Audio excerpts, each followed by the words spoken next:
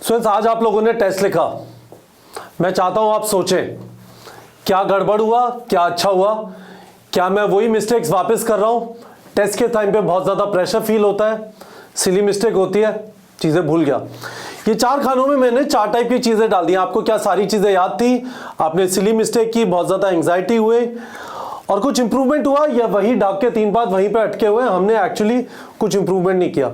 इस वाली चीज़ को इस वीडियो में डिस्क्राइब करेंगे, डिस्कस करेंगे, और मैं आपको कुछ सोचने के लिए चीज़ें दूंगा। यहाँ पे इस चैनल पे जब आपने सब्सक्राइब किया हुआ है, नहीं किया हुआ है कर लीजिए। यहाँ पे पर्पज़ ये है, बचा हुआ जो टाइम है करीब 104-105 दिन है, उसके अंदर रेगुलरली क्वेश्चन प्रैक्टिस करें, टेस्ट लिखें और फिर सोचें क्या सही हुआ, क्या गड़बड़ हुआ। और जो गड़बड़ हुआ वो सोना है, उस जगह पे मेहनत करनी है, जहां पे ठीक हुआ उसको साइड में छोड़ देना है। Let's not worry about what is fine, let us worry about जहां पे नंबर कट रहे हैं। तो चलिए इसी चीज को डिस्कस करते हैं, फिर इस वाली स्क्रीन पे आ जाते हैं।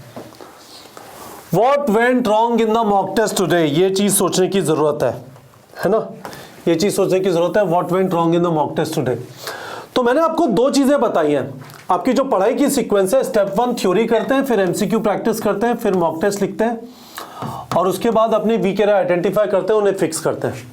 आज आपने ये वाला काम किया है, ठीक है। आपने हमारा टेस्ट लिखा है, कहीं और का भी टेस्ट लिखा, फर्क नहीं पड़ता। संडे को जब तक आप टेस्ट लिख रहे हैं आप अच्छा काम कर रहे हैं। जो भाई लोग टेस्ट नहीं लिख रहे, आप अपने सत्यानाश को इनवाइट कर रहे हैं, प्लीज ऐसा मत करिए, ठीक है।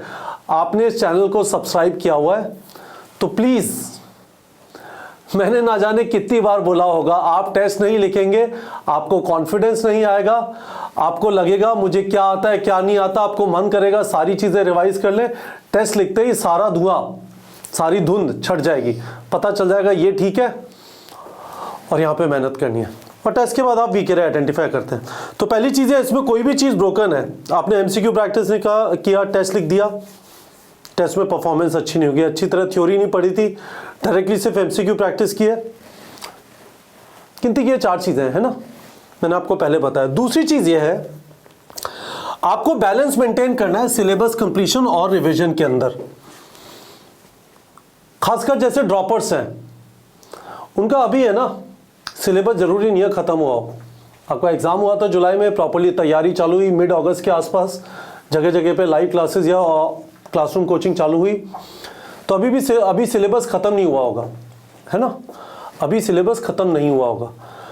तो आप रिवीजन के लिए एंड का वेट नहीं कर सकते, या भगवान से उम्मीद नहीं कर सकते कि मेरा 10, 15, 20 दिन में सिलेबस खत्म हो जाएगा, उसके बाद अच्छी तरह रिवाइज करूंगा 2-2.5 महीने, वो नहीं हो पाएगा।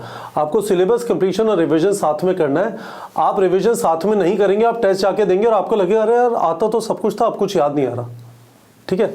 तो उसके लिए मैंने आपको ये बोला था, दिन बांध लीजिए, Monday, Tuesday, Wednesday, Thursday, Friday, Saturday, Sunday, और उसमें ऐसे कर लीजिए कि कुछ दिन होंगे जहाँ पे 10-10 घंटे आप सिलेबस कंप्लीशन के लिए देंगे, और कुछ जो है उनमें कम देके थोड़ा रिवीजन, पर हर रोज 1 से 1.5 घंटे का रिवीजन, और 1-2 दिन थोड़ा ज्यादा रिवीजन करना है। करीब वीकली 20 घंटे का रिवीजन करना है ना। आप रिवीजन नहीं करेंगे तो आप एग्जाम के दौरान चीजें भूल जाएंगे। वीकली 20 घंटे का रिवीजन करना है गाइस, ठीक है। तो ये देख लीजिए कहीं ये तो मिस नहीं हुआ। तो ये बिल्कुल बेसिक चीजें हैं 2, इनमें से कुछ मिस कर रहे हैं क्या, चलिए देखते हैं। Did you remember everything? आप याद नहीं रख पाएंगे यदि रिवीजन नहीं किया। इसका ट्रिक है रिवीजन, सिंपल, और कुछ नहीं है। बहुत सारे फैक्ट्स हैं, आप तरीके से रिवाइज कर रहे हैं, जहां पे आपको डर लगता है कि भूल जाऊंगा, चीजें ठीक रहेंगी। आपने रिवीजन नहीं किया, आपको मॉक टेस्ट में परफॉर्मेंस अच्छा नहीं होगा। तो प्लीज गाइस, अपने रूटीन के अंदर मैं रेगुलरली इस चीज के ऊपर आपको रिमाइंड करता रहूंगा। अपने रूटीन के अंदर डेली जो सिलेबस कंप्लीशन चल रहा है उससे रिलेटेड एमसीक्यू प्रैक्टिस करना है, वो सब ठीक है। उसके अलावा जो पहले रह गया है या मॉक टेस्ट जो आ रहा है या जो जिसमें आप वीक हैं, उसका रिवीजन बहुत ज़्यादा जरूरी है। उसका टाइम निकालना है हफ्ते में 20 घंटा। ये पहली चीज़ हो गई। फॉर्मूले, फैक्ट शीट, फैक्ट्स और रिएक्शंस। फॉर्मूले का हम आपको माइंड मैप, है ना, माइंड मैप्स हम आपको प्रोवाइड कर देंगे, अपलोड कर दिया नीट पैप के टेलीग्राम चैनल पे। टेलीग्राम चैनल का लिंक वीडियो के डिस्क्रिप्शन में, फिजिक्स और फिजिकल केमिस्ट्री के। These will be very useful quick revision के लिए। ये जो फैक्ट्स हैं बायो के लिए, बायो ऑर्गेनिक इनऑर्गेनिक, इनके लिए हमारे फ्लैश कार्ड काफ़ी यूजफुल है। अब सब लोग के पास टारगेट बैच में है ना। पर रिवाइज करने के लिए आपको टाइम निकालना पड़ेगा गाइस।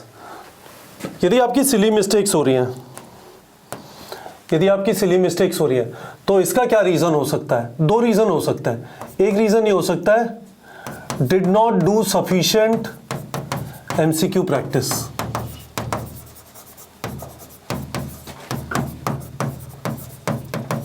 गलतियां होंगी, आपको लगेगा सिली मिस्टेक है, एक्चुअली आपने सफिशिएंट प्रैक्टिस ही नहीं की तो सही होना ही नहीं था कभी। आपको लग रहा है अपने दिमाग में सिली है ना। और दूसरा है टाइम प्रेशर।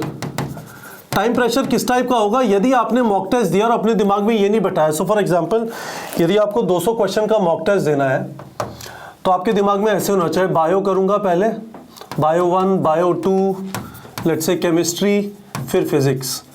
इसमें 25 मिनट लूंगा, OMR मिला के 25 मिनट, OMR मिला के 50 मिनट, OMR मिला के 70 मिनट, OMR मिला के, और फिर फाइनल 30 मिनट और उसमें OMR भरूंगा। यदि आपने दिमाग में नहीं डाला, प्रेशर आया तो आपसे दबा के यहाँ पे मिस्टेक्स होंगी। वो सिली मिस्टेक नहीं है, आपके पास टाइम ही नहीं बचाता, है ना। आप यदि फिजिक्स के 50 क्वेश्चन करने की कोशिश करेंगे 30, 40, 50 मिनट में तो दबा के गलतियां होंगी। तो टाइम मैनेजमेंट की आदत डालना मॉक टेस्ट में बहुत ज़्यादा जरूरी है। This would immediately lead to silly mistake. मैंने दूसरी चीज़ आपसे बात कर ली, same mistake and same score. इसका मतलब not focusing on weak areas, not spending study time on weak areas. मैं PhD करूंगा डाइजेशन एब्जॉर्प्शन में, आज तक कोई क्वेश्चन गलत नहीं हुआ, पर रोटेशनल मोशन के सवाल नहीं लगाऊंगा, स्कोर एक ही जगह पे अटक जाएगा। जहां पे आपके सही होते थे वहां पे सही होते रहेंगे, जहां पे गलत होते थे वो गलत होते रहेंगे। मैं आपको स्ट्रांगली रेकमेंड कर रहा हूं, जो आपके वीक एरियाज हैं उनके DPP लगाइए। हमारा DPP जनरेटर है टारगेट बैच में, DPP लगाइए। मैं आपको अभी दिखाता हूं कैसे लगाएंगे, है ना। और फाइनली टू मच एंग्जाइटी, इसका क्या है भाई? असली एग्जाम नहीं है, असली एग्जाम नहीं है, है ना। मॉक टेस्ट है, मॉक टेस्ट है। नेट प्रैक्टिस बोल लो, क्यों करते हैं कोहली बाबा नेट प्रैक्टिस या सूर्य कुमार यादव? जिससे वीक एरिया पता चले, जिससे असली गेम में छक्का मार के आए। शांत रहो, किस बात की टेंशन ले रहे हो? कुछ नहीं होगा, जाके आराम से टेस्ट लिखो, try and give your best, और खुद को बोलो ये असली एग्जाम नहीं है, इसके बेसिस पे मेरा गवर्नमेंट कॉलेज में सिलेक्शन नहीं होगा। इस वाले एग्जाम को जब मैं अच्छी तरह लिखूंगा तो असली एग्जाम में गलतियां कम होंगी। ठीक है गाइस, आदत डालो, टाइम है, अभी टाइम है। ठीक है, मैं एक चीज बता देता हूँ क्विकली, DPP कैसे जनरेट करके करोगे। जो गड़बड़ एरियाज हैं, जो गड़बड़ एरियाज हैं, मेन्यू आप में से ज्यादातर लोगों को पता है, पर मैं याद दिला देता हूँ, this is very very useful.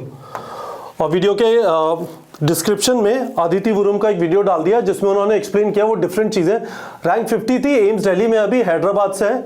उन्होंने एक्सप्लेन किया है कि कैसे वो टारगेट बैच की डिफरेंट चीज़ें यूज़ करती थी अपने वीक एरियाज को स्ट्रॉन्ग करने के लिए। तो मैंने आपको बताया, menu, course content, DPP generator पे गए, क्रिएट DPP किया, स्पेसिफिक टॉपिक्स जिनमें आप स्ट्रगल कर रहे हैं।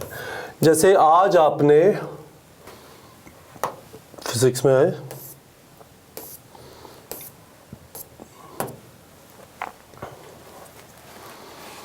और आपको एंगुलर SHM के कॉम्बिनेशन क्वेश्चन नहीं हो पा रहे, लेट्स से साथ में कॉम्बिनेशन एंगुलर SHM के क्वेश्चन नहीं हो पा रहे, या इसको छोड़ते हैं, कॉम्बिनेशन ऑफ स्प्रिंग के क्वेश्चन नहीं हो पाते हैं। क्रिएट DPP किया और कॉम्बिनेशन ऑफ स्प्रिंग के ऑसिलेशन टाइप के सारे सवाल आ जाएंगे।